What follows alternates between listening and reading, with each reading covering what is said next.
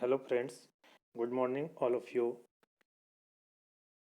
YouTube के एडुविप्रा channel में आप सबों का स्वागत है। आज का वीडियो उन सभी फ्रेंड्स के लिए फ़ायदेमंद होने वाला है जो सी टेट या किसी राज्य की टेट परीक्षा में शामिल होने वाले हैं और उनका प्रिपरेशन कर रहे हैं। यह वीडियो पियाजे, कोलबर्ग, वाइगोत्स्की के महत्वपूर्ण सिद्धांतों से निकलकर जो 30 बेस्ट क्वेश्चन हो सकते हैं उन्हें उन्हें हमने आज की वीडियो में शामिल किया है। तो जुड़े रहें हमारे साथ आज और देखते हैं आज का प्रैक्टिस सेट।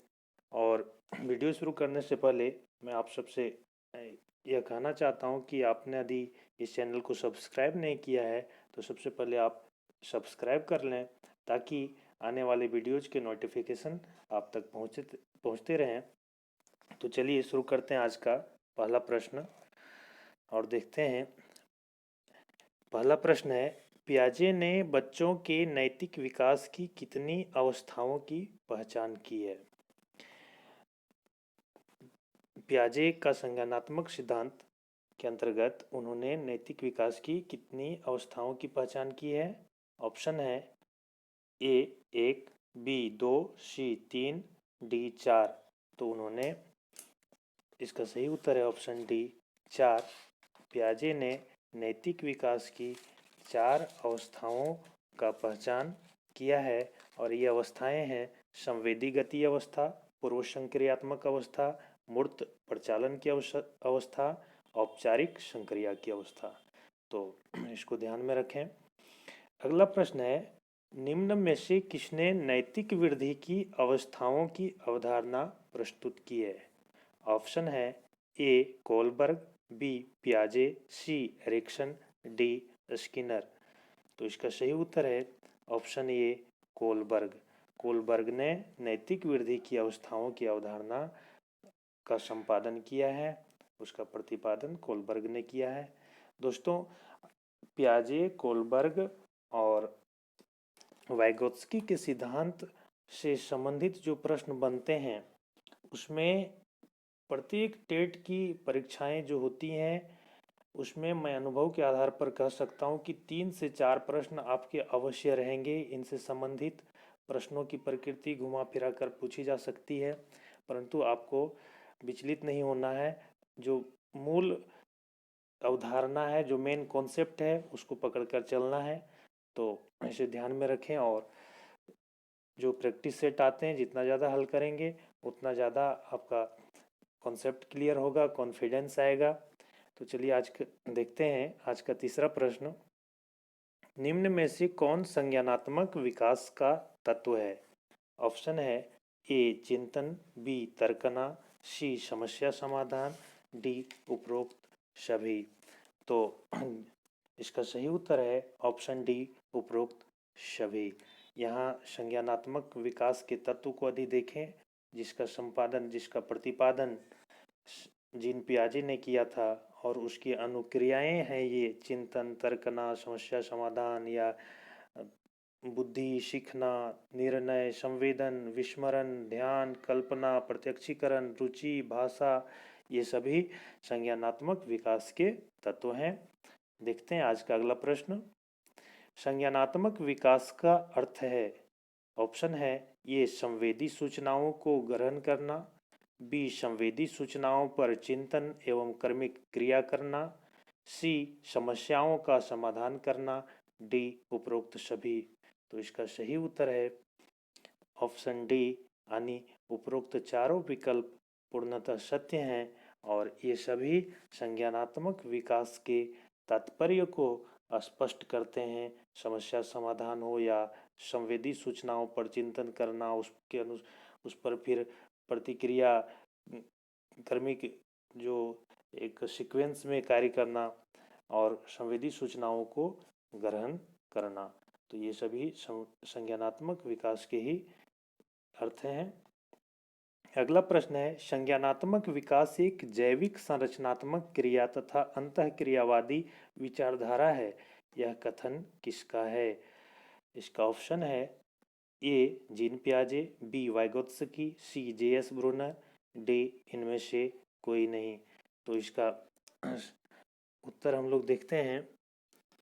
इसका सही उत्तर है ये जीन पियाजे। जीन पियाजे ने यह बतलाया था कि संज्ञानात्मक विकास एक जैविक संरचनात्मक क्रिया तथा अंतःक्रियावादी विचारधारा है। तो ये जीन पियाजे का कथन है। अगला प्रश्न है, पियाजे के अनुसार बच्चों में वास्तविकता के बारे में चिंतन एवं उसकी खोज करने की शक्ति निर्भर करती है। ये केवल बालकों की परिपक्वता पर, बी केवल बालकों के अनुभवों पर, सी परिपक्वता और अनुभवों की परस्पर अंतःक्रिया पर, डी इनमें से किसी पर नहीं। तो आइए देखते हैं, इसका सही उत्तर है ऑप्शन सी, परिपक्वता और अनुभवों की परस्पर अंतःक्रिया पर ही बच्चों की जो चिंतन और उसकी खोज करने की शक्ति है वह निर्भर करती है। अगला प्रश्न है, पियाजे के अनुसार बालकों में वातावरण के साथ सामंजन करने की प्रवृत्ति होती है।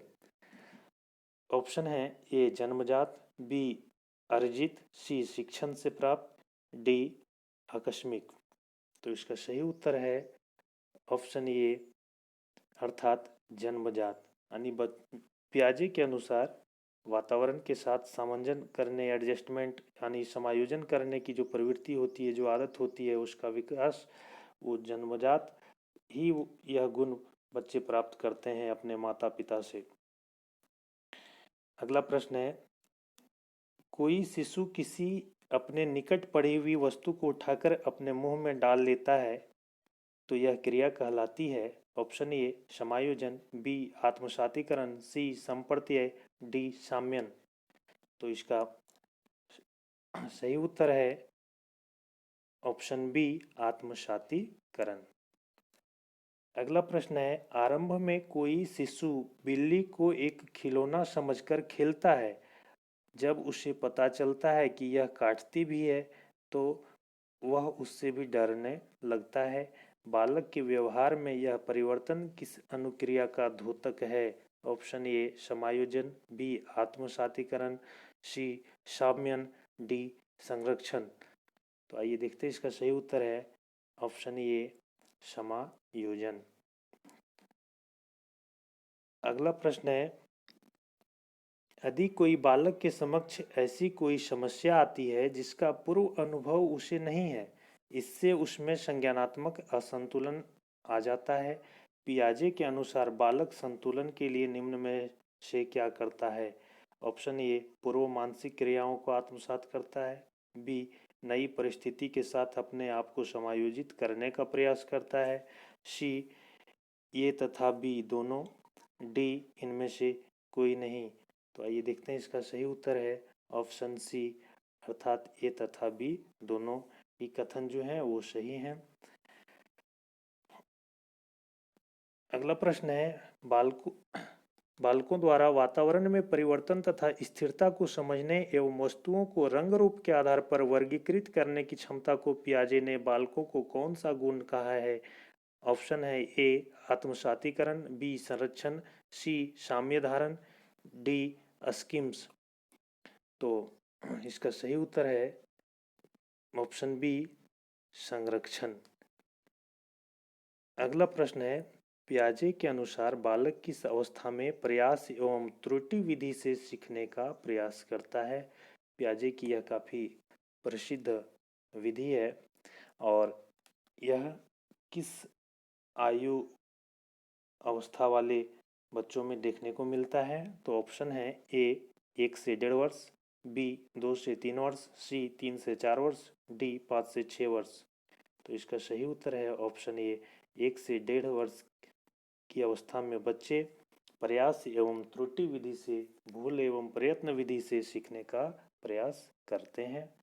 आइए अगला प्रश्न देखते हैं, पियाजे के अनुसार शिशु 1.5 से 2 साल की आयु में यह समझने लगता है कि जो वस्तु सामने नहीं भी है उसका भी अस्तित्व है। यह शिशुओं की कौन सी संज्ञानात्मक गुण को व्यक्त करता है।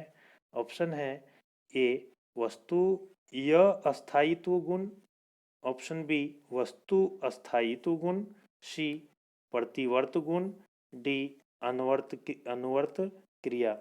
तो इसका सही उत्तर है ऑप्शन बी वस्तु अस्थायित्व गुण। अगला प्रश्न देखते हैं, बालकों द्वारा निर्जीव वस्तुओं जैसे रेडियो, साइकिल, पंखा आदि को सजीव समझने की मनोवृत्ति को पियाजे ने क्या कहा है? एक्चुअली क्या होता है कि बच्चे पंखा को या रेडियो को या साइकिल को वो निर्जीव न मान करके सजीव समझते हैं, सजीव मानते हैं।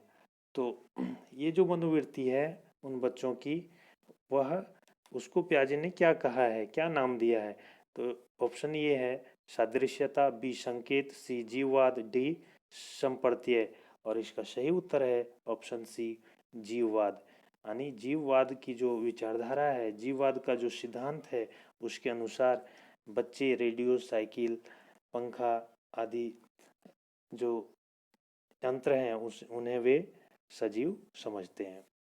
अगला प्रश्न देखते हैं, पियाजे के अनुसार शिक्षकों को पाठ्यक्रम का निर्माण करते समय निम्न में से किन बातों का ध्यान रखना चाहिए? ऑप्शन ए छात्रों की अभिरुचि का, ऑप्शन बी छात्रों की प्रेरणा का, सी छात्रों की आवश्यकता का, ऑप्शन डी उपरोक्त सभी। तो यहाँ आपको बताना है कि क्या बेहतर विकल्प होना चाहिए। तो इसका सही उत्तर है ऑप्शन डी, अर्थात यानी एक शिक्षक को छात्रों की अभिरुचि का, छात्रों की प्रेरणा का, छात्रों की आवश्यकता का, उनकी योग्यता का, उनकी क्षमता का, इन सब का ध्यान में रख करके ही सिलेबस यानी पाठ्यक्रम का निर्माण करना चाहिए, तभी बालकों का विकास संभव हो सकता है। अगला प्रश्न है, वाइगोत्स्की के अनुसार बालकों के संज्ञानात्मक विकास को कौन कौन से कारक प्रभावित करते हैं? ऑप्शन है ए भाषा, बी शिक्षा एवं संस्कृति, सी सामाजिक परिस्थितियां, डी उपरोक्त सभी। तो वाइगोत्स्की की विचारधारा जो है संज्ञानात्मक विकास के संदर्भ में, वो विकास, बालकों के विकास को प्रभावित करने वाले कारक कौन कौन से हैं?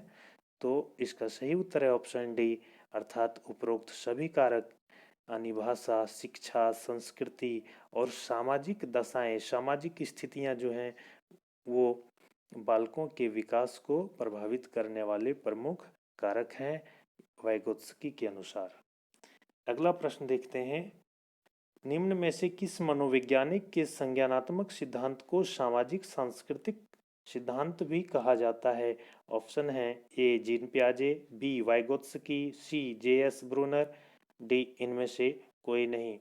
तो इसका आइए देखते हैं इसका सही उत्तर ऑप्शन बी, यानी वाइगोत्स्की महोदय ने सामाजिक संज्ञानात्मक सिद्धांत की जो सामाजिक और सांस्कृतिक सिद्धांत भी उन्हें नाम दिया है उन्होंने संज्ञानात्मक सिद्धांत को। अगला प्रश्न देखते हैं, वाइगोत्स्की के अनुसार संज्ञानात्मक विकास है। ऑप्शन है ए अंतरवैयक्तिक सामाजिक विकास, बी शैक्षिक विकास, सी सांस्कृतिक विकास, डी शारीरिक विकास। तो इसका आंसर देखते हैं, इसका सही उत्तर है अंतरवैयक्तिक सामाजिक विकास वाइगोत्स्की के अनुसार संज्ञानात्मक विकास है। अगला प्रश्न है, जब बालक बिना किसी के मदद के स्वयं ही कोई कार्य कर लेता है तो वैसी अवस्था में वाइगोत्स्की ने क्या कहा है? ऑप्शन है ए समीपस्थ विकास का क्षेत्र, ऑप्शन बी वास्तविक विकास का स्तर, सी संभाव्य विकास का स्तर, डी उपरोक्त सभी। तो इसका सही उत्तर है ऑप्शन बी वास्तविक विकास का स्तर। अगला प्रश्न हम लोग देखते हैं, जब बालक कुशल वयस्कों या शिक्षकों की मदद से कोई कठिन कार्य करने में सक्षम हो जाता है तो उस अवस्था को वाइगोत्स्की ने क्या कहा? अभी हम लोगों ने देखा था ऊपर वाले प्रश्न में कि यदि बालक स्वयं से कोई कार्य कर लेता है तो उसको वास्तविक विकास का स्तर कहते हैं। अब यहाँ प्रश्न आ रहा है कि यदि बालक अपने शिक्षक अपने से बड़े, अपने से वयस्क या अपने शिक्षक की सहयोग से कोई कठिन कार्य करने में सक्षम हो, योग्य हो, तो इस स्तर को क्या नाम दिया है वाइगोत्स्की ने? तो ऑप्शन है ये संभाव्य विकास का स्तर, बी वास्तविक विकास का स्तर, सी समीपस्थ विकास का क्षेत्र, डी उपरोक्त सभी।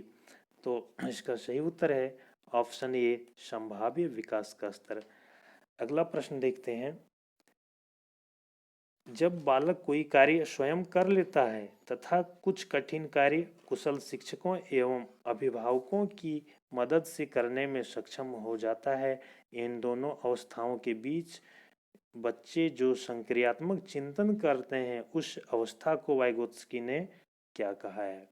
अर्थात कई बार होता है कि शिक्षक या अभिभावक या कोई वयस्क उन्हें हल्का सा मार्गदर्शन कर दे तो बच्चे खुद से चिंतन कर अपनी क्षमताओं का प्रयोग कर वो नई नया सृजन कर डालते हैं, कोई नया निर्माण कर डालते हैं, कुछ अच्छा खोज कर निकाल लेते हैं। तो आइए देखते हैं इसका उत्तर क्या होना चाहिए। इसका ऑप्शन देख लें पहले। ऑप्शन ए संभाव्य विकास का स्तर, ऑप्शन बी समीपस्थ विकास का क्षेत्र, सी वास्तविक विकास का स्तर, ऑप्शन डी उपरोक्त सभी। तो इसका सही उत्तर होगा ऑप्शन बी समीपस्थ विकास का क्षेत्र। अगला प्रश्न देखते हैं। समीपस्थ विकास का क्षेत्र निम्न में से क्या महत्व हो सकता है? यानी समीपस्थ विकास क्षेत्र का निम्न में से क्या महत्व हो सकता है? ऑप्शन के अनुसार आपको सेलेक्ट करना है इसको। इससे यह ज्ञात होता है कि बच्चों को कितना जल्दी किन चीज़ों को सिखाया जा सकता है। ऑप्शन बी है यदि माता पिता या शिक्षक बालकों के साथ तर्कसंगत एवं विषय विशेष के अनुसार भाषाओं का प्रयोग करें तो बालकों में संज्ञानात्मक विकास अधिक हो सकता है। ऑप्शन सी इससे बालकों को हम अनावश्यक मदद करने से बच सकते हैं। ऑप्शन डी उपरोक्त सभी। तो इसका उत्तर जो सही उत्तर है, सही विकल्प है वह है ऑप्शन डी, यानी उपरोक्त सभी कथन समीपस्थ विकास क्षेत्र के संदर्भ में सही है, अर्थात ऑप्शन डी विकल्प इसका सही आंसर है। अगला प्रश्न देखते हैं। वाइगोत्स्की ने परस्पर शिक्षण की बात कही है। इसमें एक शिक्षक के साथ 2-4 बच्चों का एक समूह बनाया जाता है। अधिगम को प्रभावी बनाने के लिए समूह में किन संज्ञानात्मक युक्तियों को अपनाना चाहिए? ऑप्शन है ए पाठ से प्रश्न करना, बी स्पष्टीकरण तथा पूर्वानुमान करना, सी सारांश बताना, डी उपरोक्त सभी।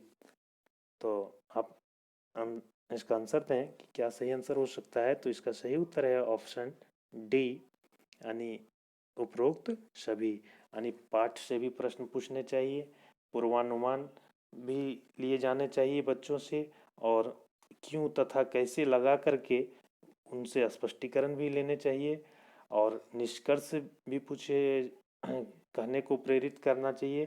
तभी आपका ये अधिगम प्रक्रिया प्रभावशाली होगा। अगला प्रश्न देखते हैं। निम्न में से किस दशा में बच्चे अधिक सीखते हैं? उन परिस्थितियों के बारे में आपको चुनाव करना है कि जिससे बच्चे अधिक सीखते हैं। ऑप्शन है ए परस्पर शिक्षण से प्राथमिक कक्षाओं के बालकों का पठन क्षमता बढ़ जाती है, बी आपसी भेदभाव भूलकर बच्चों को छोटे छोटे समूह में पढ़ना लिखना चाहिए, सी समूह में विशेषज्ञ छात्रों द्वारा कठिन समस्याओं के समाधान कर देने से कमजोर छात्रों का समाधान क्षमता अधिक तीक्ष्ण हो जाता है। ऑप्शन डी उपरोक्त सभी दशाओं में। तो इसका सही उत्तर है ऑप्शन डी उपरोक्त सभी दशाओं में बच्चे अधिक सीखते हैं। अर्थात ये सारी परिस्थितियां जो हैं बच्चों को अधिक सीखने के लिए अपेक्षित हैं, आवश्यक हैं। ये वातावरण हर जगह बच्चों के मध्य होना आवश्यक है। अगला प्रश्न देखते हैं। लॉरेंस कोलबर्ग का नैतिक विकास का सिद्धांत मुख्यतः किस आयु वर्ग के बालकों के नैतिक विकास का अध्ययन करता है? ऑप्शन है ए 5 से 10 वर्ष, बी 10 से 16 वर्ष, सी 6 से 14 वर्ष और डी 12 से 18 वर्ष। यहाँ प्रश्न है कि लॉरेंस कोलबर्ग का नैतिक विकास का सिद्धांत मुख्यतः किस आयु वर्ग के बालकों के नैतिक विकास का अध्ययन करता है। उस आयु वर्ग का आपको चुनाव करके सही उत्तर देना है। तो इसका सही उत्तर है ऑप्शन बी, यानी 10 से 16 वर्ष की जो आयु वाली अवस्था है, अर्थात हम लोग कह सकते हैं कि लगभग वो किशोरा अवस्था और की जो काल है उसका अध्ययन लॉरेंस कोलबर्ग ने नैतिक विकास के सिद्धांत को विकसित करने के संदर्भ में किया था। चलिए अगला प्रश्न देखते हैं। कोलबर्ग के नैतिक विकास के सिद्धांत का मुख्यतः प्रश्न उत्तर एवं बच्चों से लिए गए साक्षात्कार पर आधारित है। इनके सिद्धांत का मुख्य आधार क्या है? तो ऑप्शन है ए काल्पनिक कथाएं, बी लघु कथाएं, सी नैतिक शिक्षा वाली कथाएं, डी उपरोक्त सभी। तो देखते हैं इसका सही उत्तर। इसका सही उत्तर है ऑप्शन बी, अर्थात लघु कथाएं। लघु कथाओं के आधार पर उनसे साक्षात्कार किया, उनसे प्रश्न उत्तर करने के उपरांत उन्होंने इस विकास सिद्धांत का विकास किया। अगला प्रश्न है, कोलबर्ग के अनुसार 4 से 10 वर्ष के बालकों की नैतिक संदर्भ में तर्क शक्ति होती है। ऑप्शन है ए आत्मकेंद्रित होती हैं, बी दूसरे लोगों के मानकों के द्वारा सही गलत का निर्धारण होता है, सी इनमें नैतिकता का बौद्धिक विकास नहीं होता है, डी इनमें से कोई नहीं।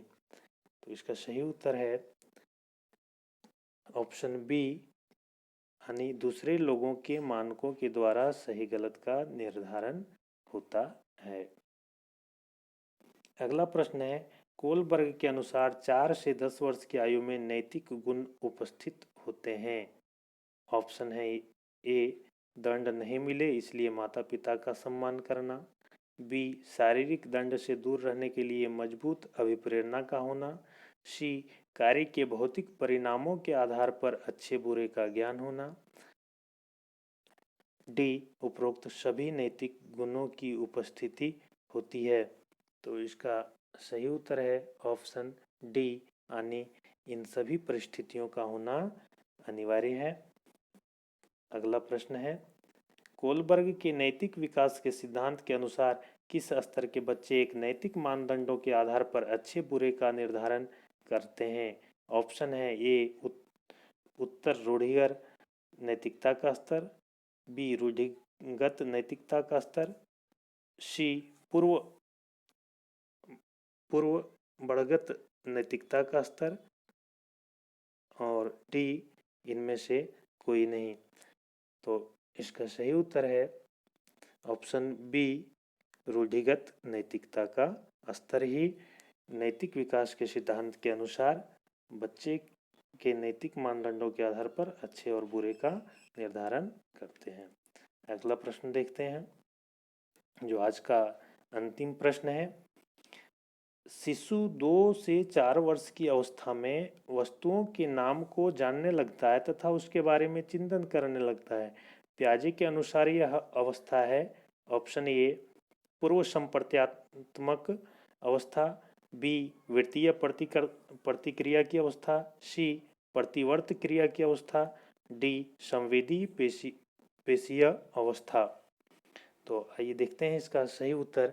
ऑप्शन ए इसका सही विकल्प है, अर्थात पूर्व संप्रत्यात्मक अवस्था में, यानी इस अवस्था में वस्तुओं के नाम को वह जानने लगता है और यह जो काल है वह 2 से 4 वर्ष की अवस्था है और उस वस्तु का नाम जानने लगता है, उस वस्तु के गुण धर्म के बारे में जानने का चिंतन करने लगता है, उसके उपयोगों को जानने की कोशिश करने लगता है, जिसे हम लोग पूर्व संप्रत्यात्मक अवस्था के नाम से भी जानते हैं। तो आज की वीडियो में इतना ही। उम्मीद है कि आपको यह वीडियो अच्छा लगा होगा, तो अपने दोस्तों के बीच भी शेयर करें और सब्सक्राइब करें इस चैनल को, और कुछ सुझाव हो तो कमेंट बॉक्स में अवश्य दें। तो थैंक यू, मिलते हैं अगले वीडियो में।